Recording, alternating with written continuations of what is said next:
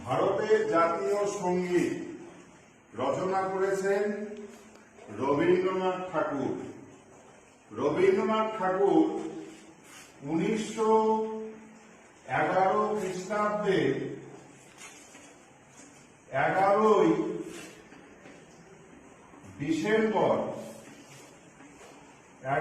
December এই তারিখে একটি কবিতা লিখেছিলেন।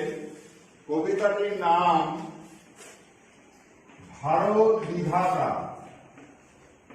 কবিতাটার নাম ভারত বিধাতা। এই ভারত বিধাতা কবিতাটির প্রথম যে স্তবক বা স্ট্যান্জা, প্রথম স্তবক বা স্ট্যান্জা,